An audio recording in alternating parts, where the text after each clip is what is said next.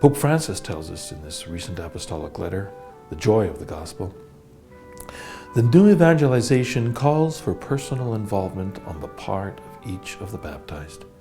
Every Christian is challenged, here and now, to be actively engaged in evangelization.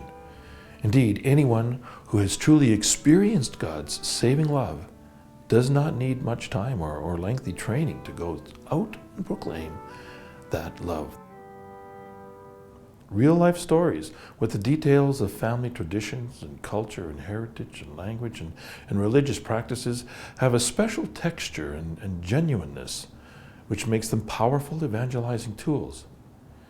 At the same time, they are a form of mercy.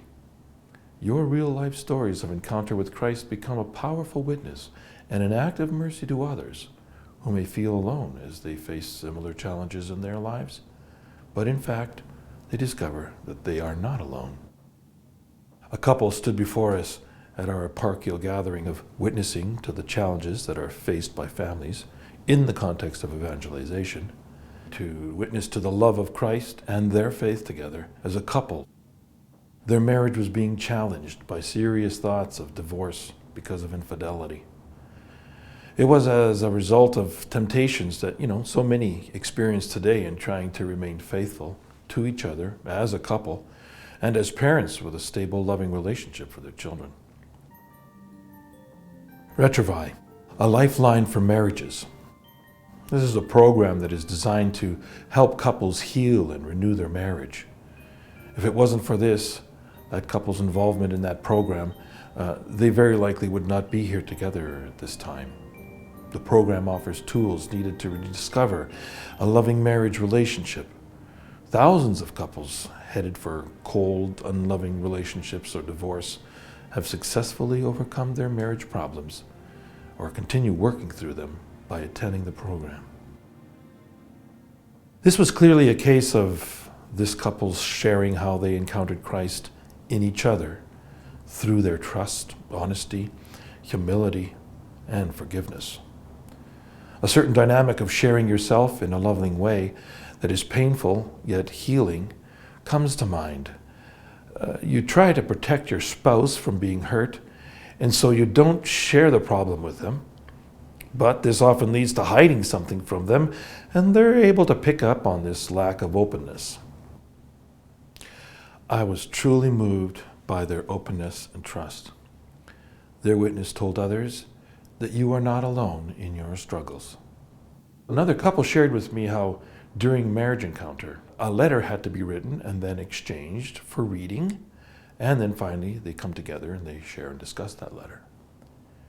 The husband was really torn and embarrassed about sharing with his wife in the letter that he was currently infatuated with a woman, and that was at the very same weekend event. It was quite a shock for the wife, as you can imagine. Nothing physically happened, but to know that your spouse's heart and eyes were wondering, that hurt deeply. And as the wife read the letter, many things went through her heart, including how could my husband do this to me? And what made him write this in this letter to me now in the first place? But with some thought and prayer, she began to think, well, if he's willing to share this with me, even knowing how much this will hurt me, there's probably not too much else that he's hiding from me, if anything. This was the painful price of trust. The husband, on the other hand, wanted to share it with his wife since he trusted in both her forgiveness and her help. We truly don't want to hurt the people we love, but we make a powerful act of trust in asking for their help as you encounter a problem. Another woman shared the difficulties she had with raising her children in the faith, and yet accepting her husband's atheism. Her husband didn't believe in God, yet he loved his wife and promised to support her in her faith and raise the children Catholic by going to church with them and sending the children to a Catholic school. Still another couple witnessed to our group that was, about this devastating impact that an addiction to pornography had on their life together.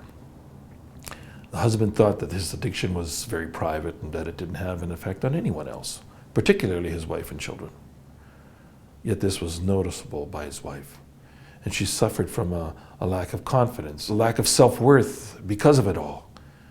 And the husband's heart was slowly hardening to her beauty, and as he gradually objectified her in their marriage.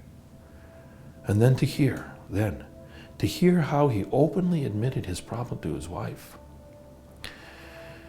and how they painfully but slowly worked through it in their faith, that was a powerful sharing of encountering Christ in one another. In the Beatitudes, we hear, "Blessed are the merciful, for they will receive mercy."